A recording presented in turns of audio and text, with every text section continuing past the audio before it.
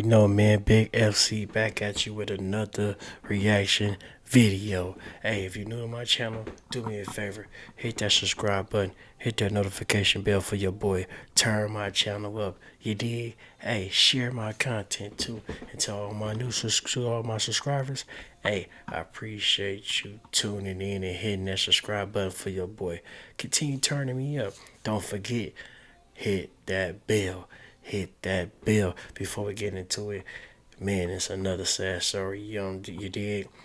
With a situation with an 11-year-old unalive his pops, man, over a Nintendo Switch. Man, I'm telling you, this generation is sick with it right now. It's like I said in the last one I dropped, man. It's man, it's hard to to get into your kid, man, because man, situations always turn sour now. It seems like, but let's get right into this video so let's see what really happened. 11-year-old boy faces homicide charges after he allegedly shot and killed his father for taking his Nintendo Switch console.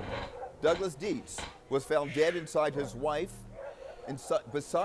Tuesday in their Perry County, Pennsylvania home. Troopers at the scene also said they heard the child tell his mother, "I killed Daddy." State police say the boy's Nintendo Switch console was locked in the family's gun safe. 11-year-old. Inside the safe, where he also found the unloaded firearm. According to documents, the child said he was blinded by rage when he loaded the gun and he pulled the trigger. At 3:20 in the morning, silence is supposed to mean safety. Homes are dark, streets are empty, families are asleep, unaware of how fragile the night really is. But on South Market Street, in a quiet Pennsylvania borough where nothing ever seems to happen, that silence was shattered by a single sound. Not a scream, not a struggle, just a loud noise, sharp, sudden, and final. The kind of sound you don't fully recognize until it's already too late. By the time police arrived, a man was already dead, and the person responsible was someone no one ever expects. Officers were dispatched for what was initially described as an unresponsive male. That phrase, clinical, almost gentle, hid the reality waiting inside the house. Douglas Dietz, 42 years old, was found laying in bed, motionless. A gunshot wound to the head, no signs of a struggle, no forced entry. The bedroom was quiet, almost frozen in time. What made the scene even more unsettling was the layout of the home. The bedroom Douglas shared with his wife was connected to their son's room by a closet, 2 rooms, 1 narrow passage, and somewhere between them, a line was crossed that could never be undone.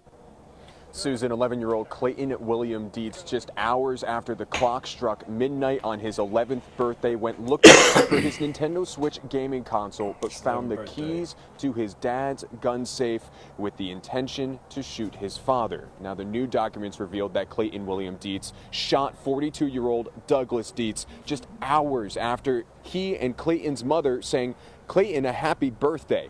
Douglas and his wife actually adopted Clayton in 2018, according to court documents. Those same documents say the mother told police she went to bed shortly after singing happy birthday.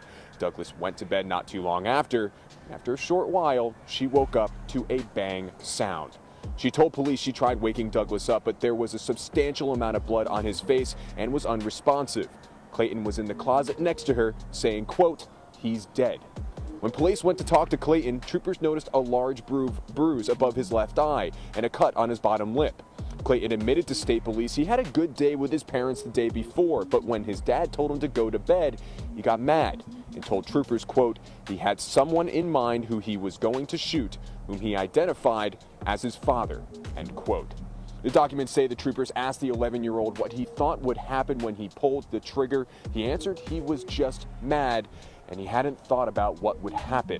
He's now charged with criminal homicide and is being held in the Perry County Prison. Douglas's wife told police she had been asleep when the noise woke her. At first, it didn't make sense. It didn't sound like a scream. It didn't sound like an argument. It smelled strange, like fireworks. She reached over and nudged her husband. He didn't move. Then she heard something else, a faint sound she thought was water dripping. When she turned on the light, reality crashed in all at once. It wasn't water, it was blood. Before she could fully process what she was seeing, her son entered the room, and then the words that would haunt the investigation: "Daddy's dead." Moments later, according to police, he said something even more chilling: "I killed Daddy." Just hours earlier, this house had been celebrating. January 13th wasn't just another day. It was their son's birthday. The family had sung happy birthday shortly after midnight. Laughter, normalcy, nothing out of the ordinary. They went to bed soon after. No one suspected that the night would end in police lights and silence. Investigators would later learn that the day itself had been good. No arguments, no violence, no warning signs anyone could point to, until bedtime came. According to investigators, when Douglas told his son it was time to go to bed, the boy became angry, not enraged, not hysterical, just mad. The kind of anger most parents dismiss without a second thought. But this time, something followed that emotion. When questioned by police, the boy didn't deny what happened. He didn't deflect. He didn't pretend. "I shot somebody," he said. Then he clarified who that person was: his father. Inside the bedroom, police learned there was a gun safe, locked, secured, or so it was believed. The boy told investigators he was looking for something else entirely: a Nintendo Switch, something that had been taken away. According to court documents, he found a key inside his father's drawer, unlocked the safe, removed the gun, loaded it, then walked through the closet from his room into his parents' bedroom. He approached his father's side of the bed, pulled back the hammer, and fired. As we're continuing to learn more information about a deadly shooting that happened in Perry County. That's where state troopers say a little boy shot his adoptive father on his 11th birthday. So thanks for being with us here tonight at 6 o'clock. Man, you gotta be careful who you adopt now. You gotta do true story background. Duncannon right now, talking about some newly released court documents she got her hands on. And Lily, this is really giving us a better idea of what exactly happened inside this home yesterday morning. What'd you find out?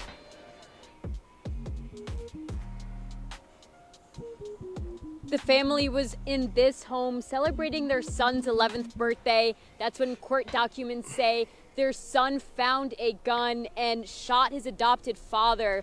This happened Tuesday around 3 a.m. When state police arrived, the young boy named Clayton Dietz had a bloody lip and injuries around his eye. Court documents do not explain how he was hurt. The documents do say, however, that Clayton was looking for his Nintendo Switch, which was taken away from him when he found the revolver in a safe inside the home. Troopers say that he then took the gun and shot his father in bed next to his mother. 42-year-old Douglas Dietz was found dead.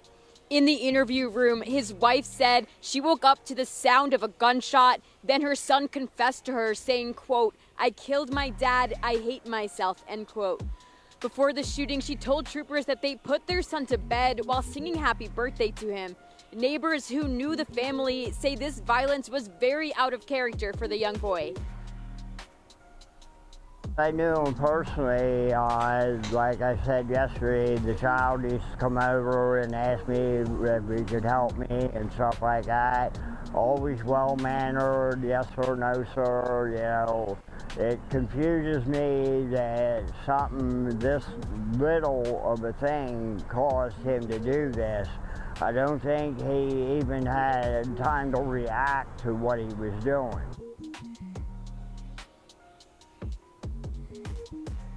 Clayton Dietz is now facing homicide charges. A preliminary hearing is scheduled for January 22nd. We'll continue to update you on this developing story. When investigators asked what he thought would happen when he pulled the trigger, his answer was simple. He hadn't thought about it. He said he was mad. That was it. No long explanation. No clear motive beyond emotion. Just a moment and a consequence that could never be taken back. Police took the boy into custody that morning. He was charged with criminal homicide denied bail, and placed inside the Perry County Prison at 11 years old. News of the shooting rippled quickly through Duncannon. Neighbors stood outside as state police worked the scene. Most barely knew the family. They kept to themselves, seemed nice, normal. One neighbor described the disbelief of seeing something like this happen so close to home. You hear about it on the news, in other places, to other people. Not right next door. Not like this. People spoke quietly, trying to reconcile the image of a peaceful street with what had just happened inside one house. The local school district released a statement acknowledging the impact on students, counselors, psychologists, support systems, all activated after the fact, because once something like this happens, the damage doesn't stay contained. It spreads through classrooms, through families, through a community that would never look at that house the same way again. There are cases that leave behind clear villains, clear motives, clear answers. And then there are cases like this, where anger lasts seconds, but consequences last forever, where a birthday becomes a crime scene, where a child is charged with murder, and where no one, not neighbors, not parents, not investigators, walks away untouched. What matters most now is not just what happened that night, but how something so small turned into something irreversible, and how a quiet street will forever remember the sound that should have never existed at all. Alright y'all, there y'all have it, man. That's a crazy story of the 11-year-old child who was adopted and killed his adopted father on his birthday over a Nintendo Switch, and now he's in prison. So yeah, man, get in that comment section, man. Let me know what y'all think about that. I know y'all got something to say about this. Where the usual suspect comments at now? You know what I'm saying? Let's get to that. Hey man, drillers and trappers, we outside trapping and drilling 247. Don't go nowhere. Watch that next video. Gang! Man, shout out to Drillers and Trapper, man. He be dropping some good stories, man. He be having it all down ready for you and explain it right, you know what I'm saying? But man, this situation right here is sad, man. Like, little bro didn't even have a father or no mama at the time. They took their time out to adopt this man. You feel me? Bring him into their home. Treat him like they own. You know what I'm saying? Birthday parties. Just having a lovely time. Just like going places, you know, being a father someday he don't have. And he took that away. Another situation where a father throw a party and then the son decide he want to take him out for no apparent reason. If he being a father by taking your Nintendo Switch, it was a reason why he did that. You dig what I'm saying? If you want it back, that's all you had to do is do what you're supposed to do to get your Nintendo Switch back. You know what I'm saying? And then parents got to be careful out here because they be teaching their children, you know what I'm saying, how to shoot these guns, take them to gun ranges and stuff, showing them how to unlock the safe and doing stuff like that. Or kids is nosy. They watch things. They pay attention to certain things. So you can't just sit here and be doing stuff in front of kids thinking like they ain't paying attention because they pay attention to everything. You dig what I'm saying? So he probably seen him where he put the key at, how he opened the lock and everything. They said it was unloaded. So he taught them all that probably. And it backfired on him. And then some of these kids be acting like, hey man, when you playing this Call of Duty stuff and all these games y'all be playing, man, that's a game, but this real life.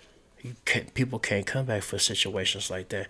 And that's what I'm saying. These kids, they mind be set up into the games, the internet, all that they mind be, they lose focus on what reality is. You know what I'm saying? They gotta understand, you know what I'm saying? Get back to reality. You know what I'm saying? That's just, y'all got y'all head too much into the systems and stuff that y'all forgot about how life really is. You dig what I'm saying? You can't sit here and go around here doing stupid shit like that, man. And then when they asked him, they said he don't know because he mad, he upset about something that he took.